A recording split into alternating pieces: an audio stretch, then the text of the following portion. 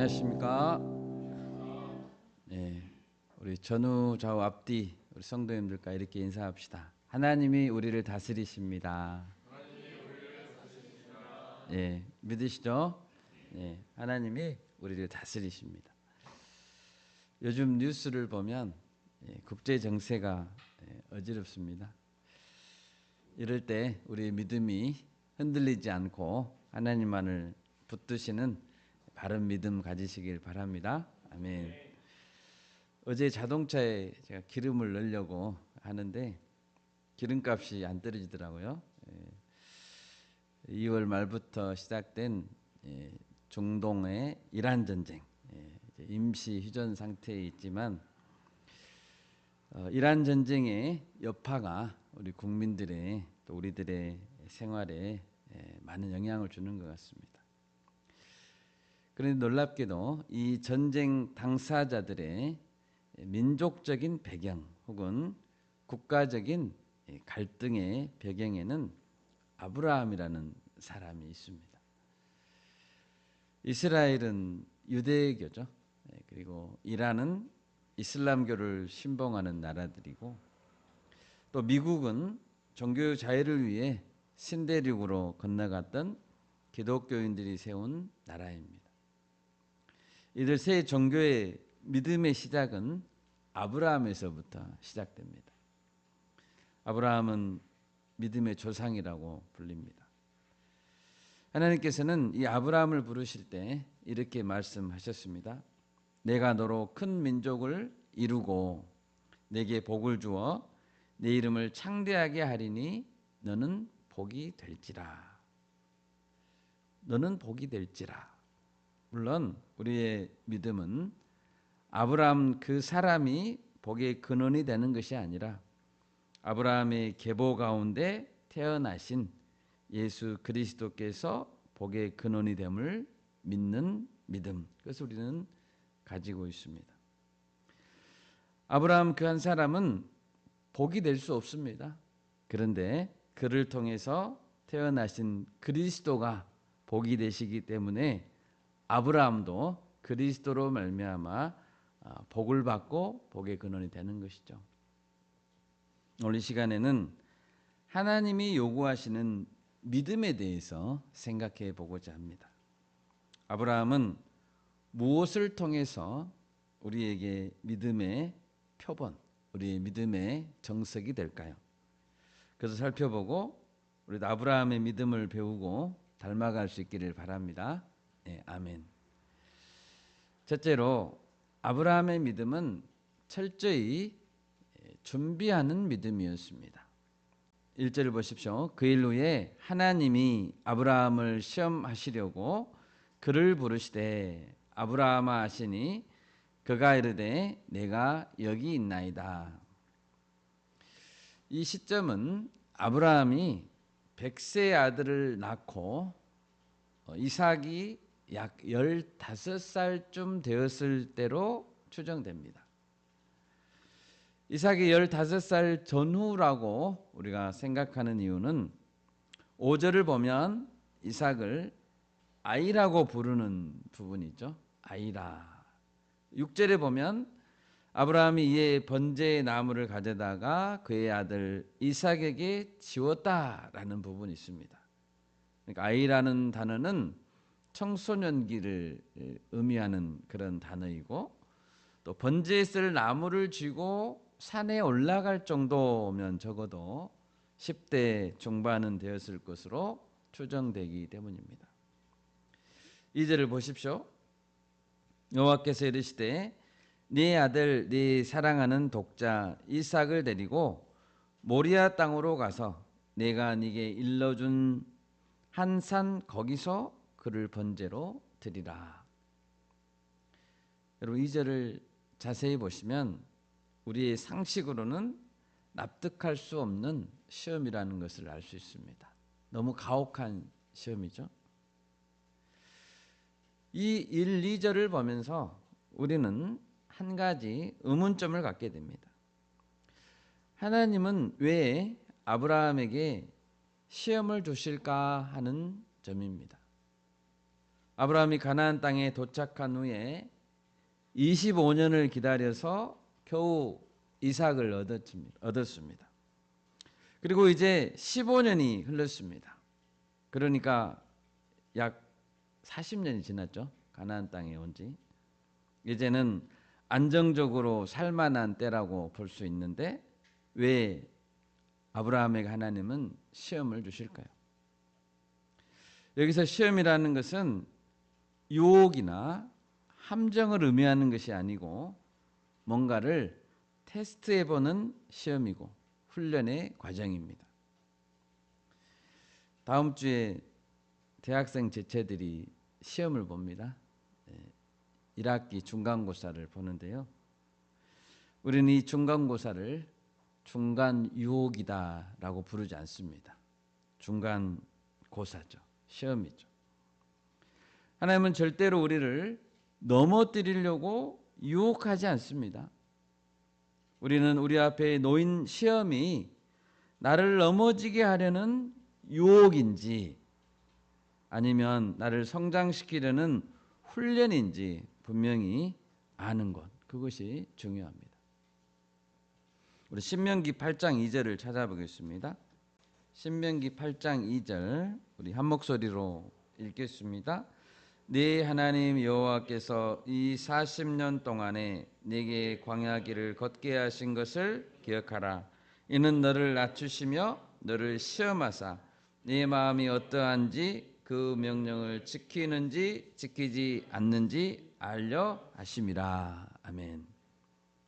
또 16절도 읽어볼까요? 신명기 8장 16절 같이 읽습니다. 네 조상들도 알지 못하던 만나를 광야에서 네게 먹이셨나니 이는 다 너를 낮추시며 너를 시험하사 마침내 네게 복을 주려 하심이었느니라. 아멘. 여기 보면 시험의 목적이 나와 있죠. 하나님은 종종 우리 앞에 광야와 같은 험한 길을 걷게 하십니다.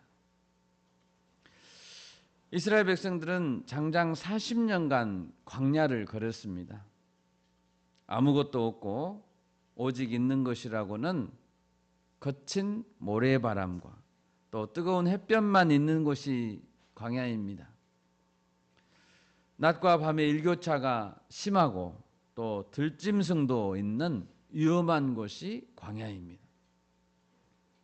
하나님은 왜 광야 시험을 치르게 하실까요? 두 가지 이유를 말씀하고 계시죠. 첫째는 너를 낮추시며 너를 시험하사 네 마음이 어떠한지, 그 명령을 지키는지 안 지키는지 알려고 시험한다고 하십니다. 우리의 마음을 보시려고. 시험은 우리를 겸손하게 만듭니다. 그리고 하나님 한 분만을 의지하게 합니다. 우리는 시험을 통해서 우리 믿음이 성장하게 되는 것입니다. 두 번째로 시험을 주시는 이유는 너를 시험하사 마침내 네게 복을 주려고 시험하신다라고 하십니다. 시험의 최종 목적은 뭔가요? 우리가 복 받는 것입니다. 아멘. 아멘. 여러분 중고등학생들이 이제 좋은 대학 또 마음에 드는 소원하는 학과를 들어가려고 열심히 공부도 하고 있습니다. 그 이유가 무엇일까요? 입학이 목적인가요? 입학하고 나서 놀면 되나요? 안 됩니다. 입학했으면 학점을 잘 이수하고 계속해서 시험을 봐야 합니다. 또 잘 배우고 익혀서 졸업하고 전문가가 되는 것이 목적이죠. 더 나아가서 졸업장만 따는 것이 목적이 아니고 그 배움을 통해서 많은 사람들에게 유익을 주고 이로운 사람이 되는 것이 목적이 아니겠습니까? 아브라함에게 말씀하셨던 것처럼 복이 되는 것이 목적입니다. 시험 자체가 목적이 아닙니다. 하나님께서 시험하시는 이유는 바로 그 이유 때문입니다. 우리는 이 점을 명확하게 알아야 시험에 잘 임할 수 있는 것입니다. 그러면 아브라함에게 내려진 이 시험은 어떤 점에 있어서 이해할 수 없는 가혹한 시험입니까? 우리 2절 내용을 보십시오.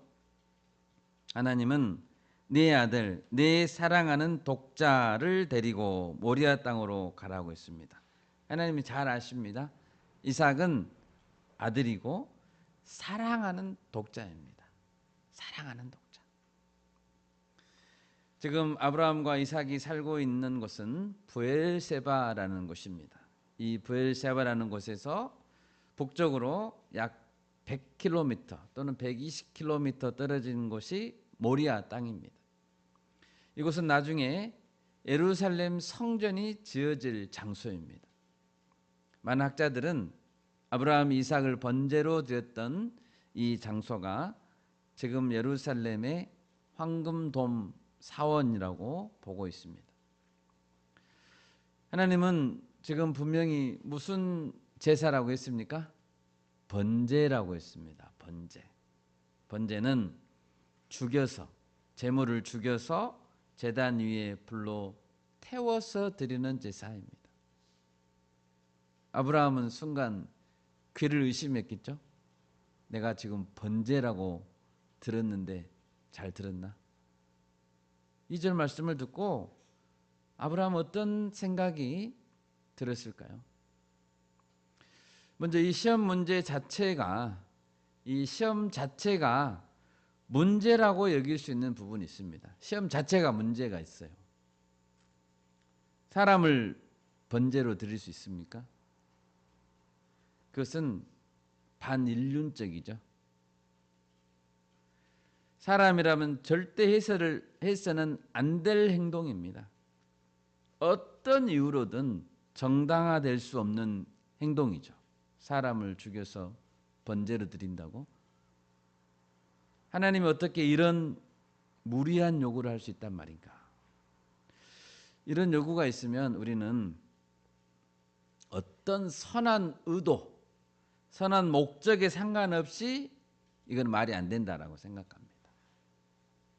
귀를 닫아버리고 마음을 닫아버리고 싶습니다. 문제가 잘못된 거죠. 열왕기상 17장에 보면 엘리야 시대에, 엘리야 선지자 시대에 사르밧이라는 지역에서 있었던 한 사건이 있습니다. 그 당시에 가뭄이 너무 심했어요.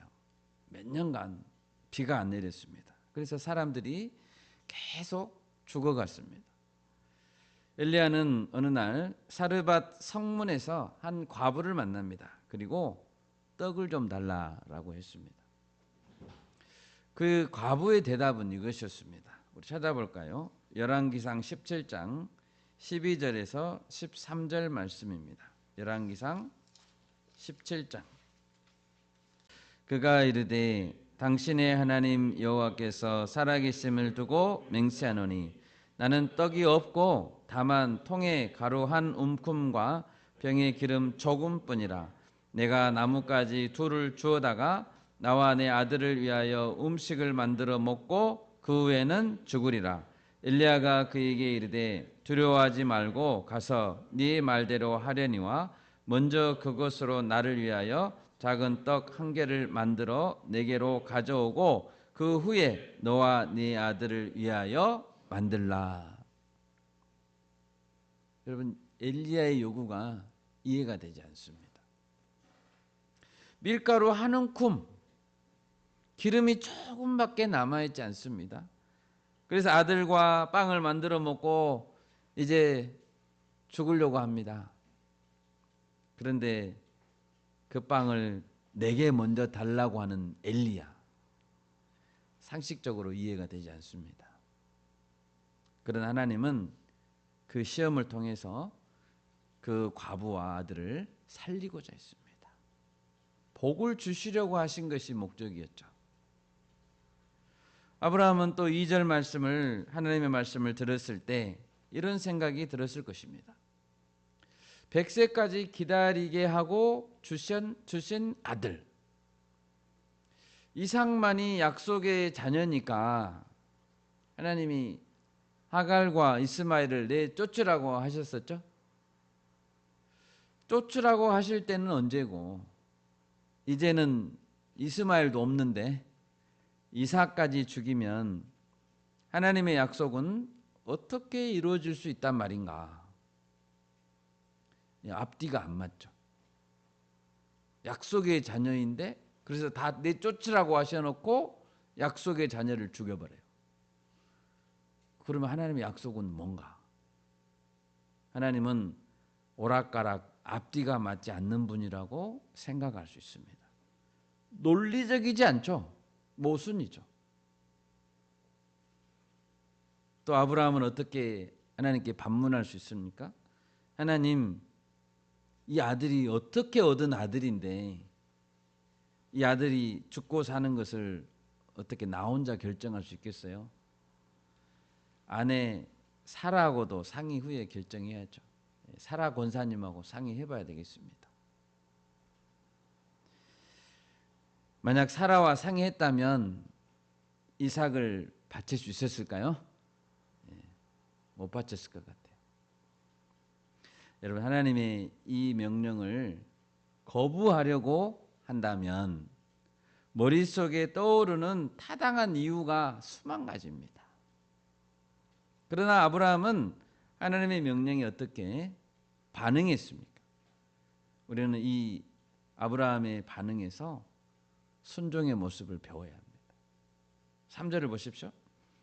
아브라함은 아침에 일찍이 일어났습니다. 언제 일어났다고요? 아침에 일찍 일어났습니다. 일어났다라고 했지만 사실 아브라함은 밤에 한숨도 잠을 못 잤겠죠? 꼴딱 밤을 샜을 것 같아요. 아브라함은 이 말씀을 듣고 지체하지 않았습니다. 만약 지체하면 할수록 이 명령은 순종하기 어려운 말씀이라는 명령이라는 것을 알았기 때문입니다. 이전에 하갈과 이스마엘을 내쫓으라는 명령을 하나님이 하셨을 때에도 아브라함은 그때에도 그 다음날 아침 일찍 일어났습니다. 떡과 물 한 가죽 부대를 하갈의 어깨에 메어줬습니다. 아브라함이 직접. 그리고 광야로 내보냈습니다. 창세기 21장 14절입니다. 아브라함이 아침에 일찍이 일어나. 양식이 떨어지면 하갈과 이스마엘은 광야에서 죽어야 됩니다. 그래서 한 끼라도 하루라도 집에서 잘 먹고 가라 이렇게 한 게 아니고 아침 일찍 일어나서 어깨에 메줬다는 것입니다. 아브라함은 가혹한 명령에도 순종했습니다. 여러분, 하나님의 명령이 있을 때 하나님의 말씀이 우리 마음 가운데 떠오를 때 지체하면 지체할수록 순종하기 더 어렵습니다. 순종에는 때가 있습니다. 저를 따라서 한번 해볼까요? 순종에는 때가 있습니다. 또 한번 따라서 하겠습니다. 지체된 순종은 바른 순종이 아닙니다. 믿습니까? 아멘. 3절을 보십시오. 계속 보시면 나귀의 안장을 지우고 두 종과 그의 아들 이삭을 데리고 번제에 쓸 나무를 쪼갰습니다. 100에서 120km를 가려면 나귀가 필요하겠죠. 아브라함 나이가 이제 꽤 많잖아요.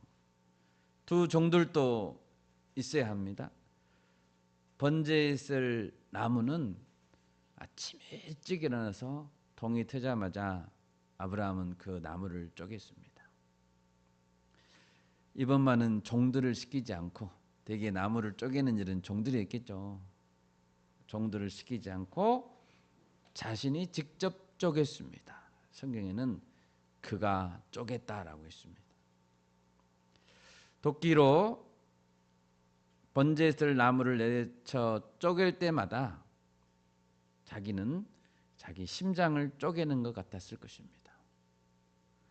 그리고 아내 사라와는 한마디도 상의하지 않았습니다. 3일 길을 갑니다. 3일 길을 간 다음에는 두 종에게 말했습니다.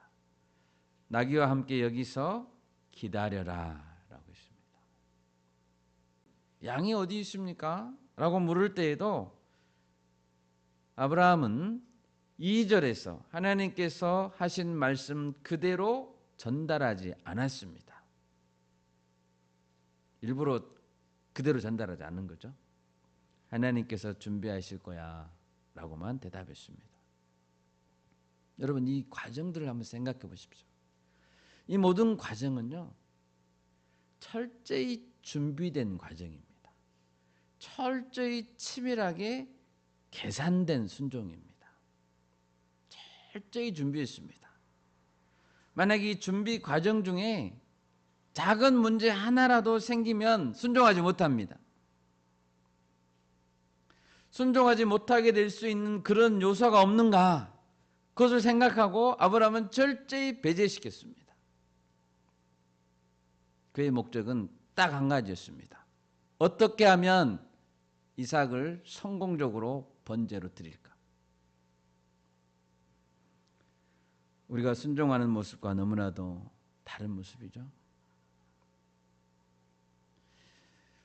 드리려다가 못 드린 경우가 많잖아요. 주님, 저는 이삭을 드리려고 했습니다. 그런데 사라 권사님이 방해했습니다. 죄송합니다. 주님, 걸어가면 될 줄 알았는데 120km가 꽤 멀더라고요. 가는 길이 험하고 제가 나귀를 미처 준비하지 못해서 걸어가다가 제가 체력이 딸려서 중간에 포기하고 말았습니다. 죄송합니다. 저는 드리려고 했는데 두 종이, 그 힘센 두 종이 나를 막아서는 바람에 이삭을 마지막에 드리지 못했습니다. 죄송합니다. 이삭이 양이 어디 있냐고 물었을 때 저는 착한 마음으로, 순수한 마음으로 하나님이 하셨던 2절 말씀을 그대로 말해줬습니다. 그랬더니 이삭이 도망가 버렸네요. 어찌나 이삭이 달리기를 잘하든지 제가 이삭을 놓쳐버렸습니다. 결박하지 못했습니다. 죄송합니다. 여러분은 불순종하고 핑계댈 만한 요소를 철저히 미리 계산해서 제거해야 우리는 순종할 수 있습니다. 준비의 과정도 순종에 포함됩니다. 아멘. 준비의 과정부터 순종에 포함된다고요. 마지막에 드리는 것만 순종이 아니고 그것을 준비하는 과정부터, 치밀하게 계산하는 과정부터 순종이 들어간다는 것입니다. 4절을 보십시오. 제3일에 아브라함이 눈을 들어 그곳을 멀리 바라본지라. 아브라함이 걸었던 3일 길은 그야말로 고난의 길이었을 것입니다. 그는 오래전에 갈대아 우르에서 가나안 땅까지 왔던 적이 있습니다. 그런데 지금 걷는 이 3일 길, 이 3일 길은 그때 걸었던 수천 킬로보다 더 멀고 더 무거운 발걸음이었습니다. 그러나 아브라함이 한번 결단한 그 결단은 바뀌지 않았습니다. 끝까지 바뀌지 않았습니다. 우리도 그래야 합니다. 여러분, 아브라함의 순종을 배웁시다. 아멘. 순종은 충동적으로 하는 것이 아닙니다. 순종은 치밀하게 계산하고 모든 가능성을 따져봐서 하는 것이 순종입니다. 주님을 따르는 일에는 결단만 필요한 게 아닙니다. 결단뿐 아니라 전략과 계산이 필요한 것입니다. 두 번째로 하나님 요구하시는 믿음은 하나님의 신실함을 기대하는 믿음입니다. 아브라함은 하나님의 신실함을 기대했다는 것입니다. 생각해 봅시다. 그렇다면 왜 아브라함은 이렇게 비상식적이고 비인륜적인 행동을 감행하려고 하는가? 아브라함이 정신이 나갔는가? 아브라함이 순종을 통해서 기대하는 것은 도대체 무엇인가? 그냥 하나님의 명령이니까 묻지도 따지지도 않고 그냥 맹목적으로 무조건 그냥 이삭을 죽이려는 것인가? 그게 순종입니까? 그것이 아닙니다. 우리는 그 이유를 히브리서에서 찾을 수 있습니다. 히브리서 11장 18절에서 19절 찾아보겠습니다. 히브리서 11장 18절 19절 같이 읽겠습니다. 그에게 이미 말씀하시기를 네 자손이라 칭할 자는 이삭으로 말미암으리라 하셨으니 그가 하나님이 능히 이삭을 죽은 자 가운데서 다시 살리실 줄로 생각한지라. 비유컨대 그를 죽은 자 가운데서 도로 받은 것이니라. 아멘. 이삭에게는 약속이 있습니다. 네 자손이라 칭할 자는 이삭으로 말미암아 태어나게 될 것이다. 그것은 하나님의 약속이었죠. 변치 않습니다. 그런데 하나님은 이제 이삭을 번제로 드리라고 하죠. 이삭을 죽이라는 것입니다. 그러면 이전에 했던 약속과 이삭이 죽는다는 이 일이 둘 다 성취되려면 어떤 일이 일어나야 합니까? 히브리서 11장 19절에서처럼 하나님은 능히 이삭을 죽은 자 가운데서 다시 살리실 것이다. 이 믿음이 있어야 한다는 것입니다. 이삭은 한번 죽어야 돼요. 그리고 다시 살아나야 돼요. 약속을 이어가야 되니까. 아브라함의 말 속에서 우리는 그의 믿음을 찾을 수 있습니다. 본문 5절을 보면 종들에게 아브라함은 이렇게 말합니다. 너희는 나귀와 함께 여기서 기다리라. 내가 아이와 함께 저기 가서 예배하고, 함께 예배한다고 했죠. 예배하고 우리가 너희에게로 돌아오리라. 돌아올 때 누구랑 돌아온다고요? 이삭과 돌아온다고요. 우리는 이 사건의 결말을 알고 있죠. 순양이 걸려서 그 순양이 이제 제물이 되잖아요.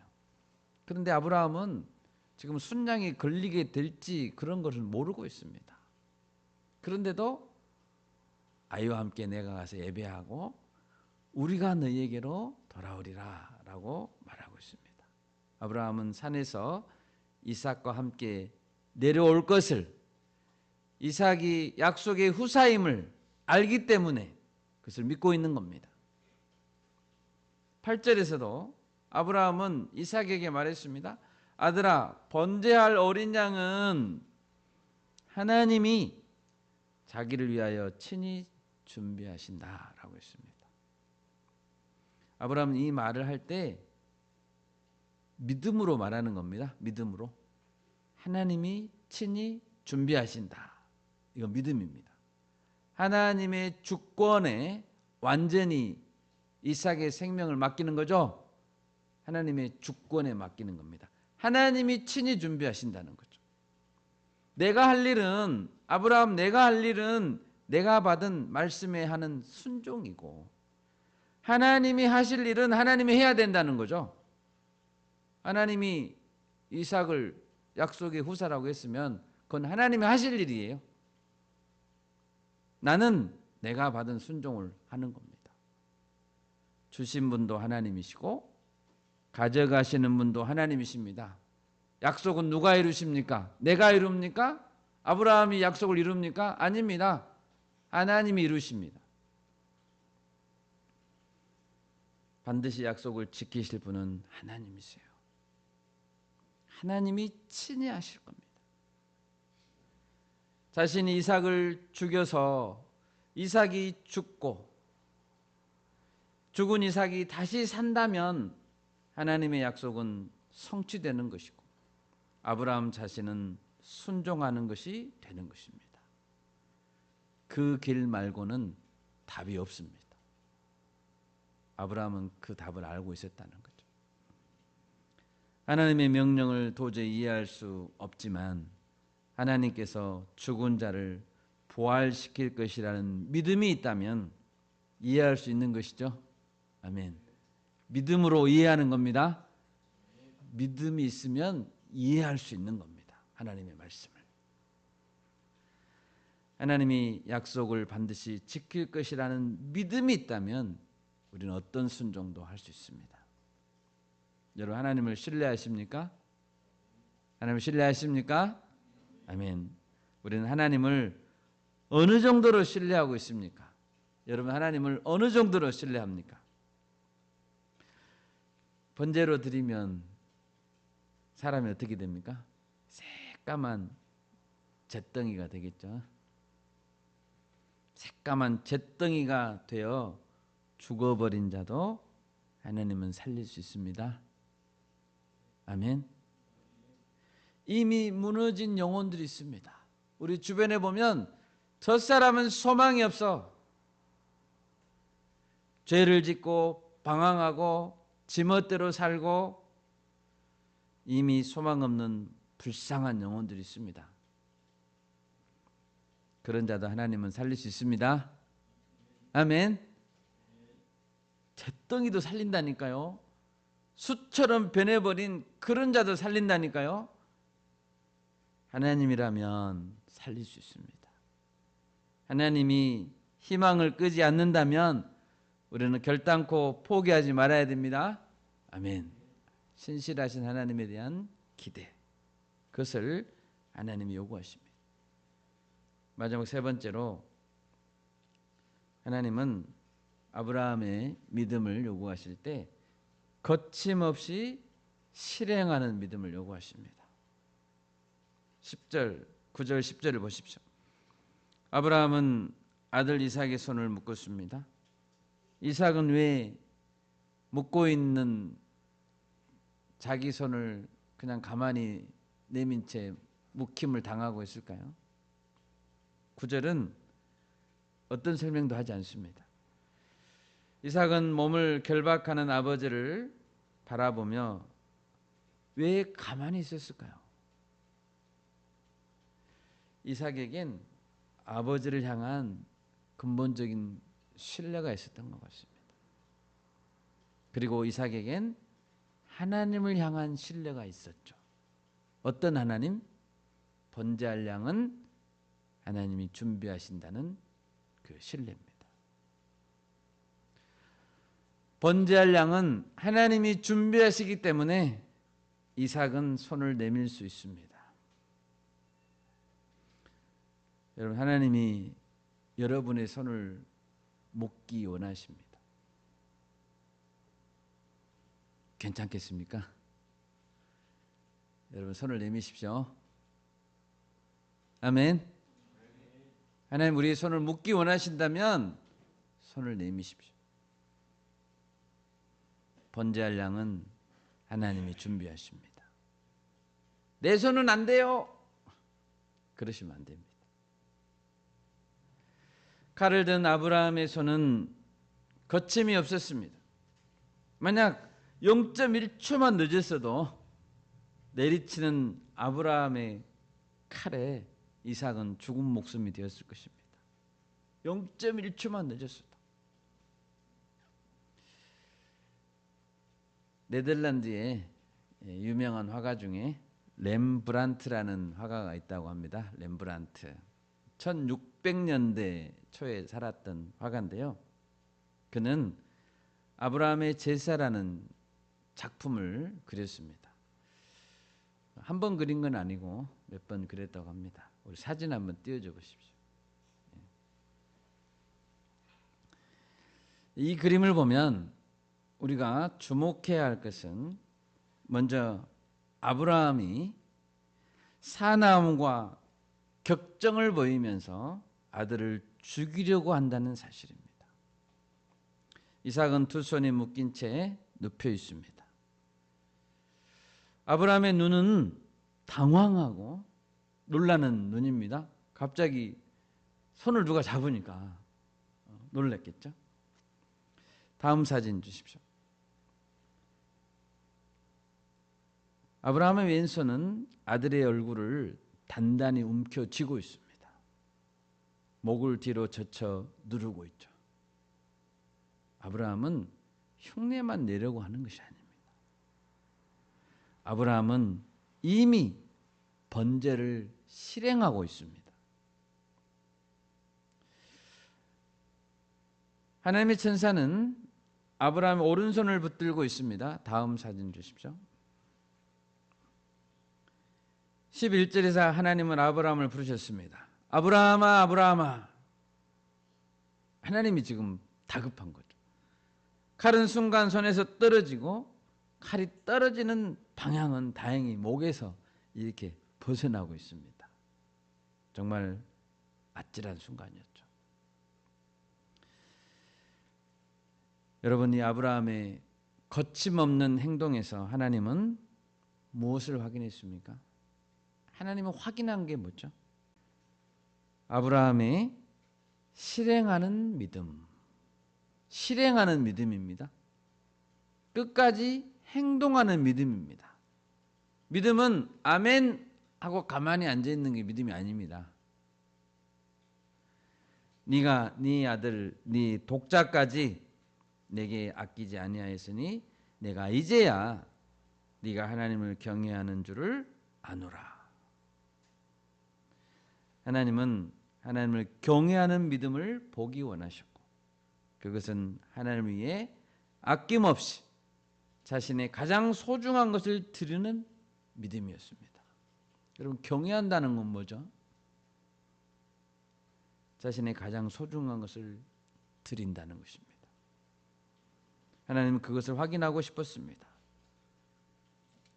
여러분, 생각해 볼 필요도 없이 부모는 자신이 죽는 것보다 사랑하는 아들을 죽이는 것이 훨씬 더 힘듭니다. 자기가 죽는 게 차라리 더 쉽죠. 어떻게 자기가 아들을 죽여요? 3일 전에 이삭과 함께 브엘세바의 집의 문을 나서는 순간 아브라함은 이미 죽었습니다. 그는 이미 자기 자신이 아니었습니다. 여러분, 예수님을 십자가에 죽인 자가 누굽니까? 로마 군병입니까? 빌라도입니까? 대제사장들이 죽였습니까? 아닙니다. 예수님을 죽인 장본인은 하나님이세요. 아버지가 죽였습니다. 예수님을 죽이신 분은 하나님 아버지십니다. 아브라함은 실제로 이삭을 죽이지는 않았지만 하나님이 막았지만 하나님은 독생자 예수 그리스도를 실제로 죽였습니다. 십자가 못 박아 죽였습니다. 그게 하나님이세요.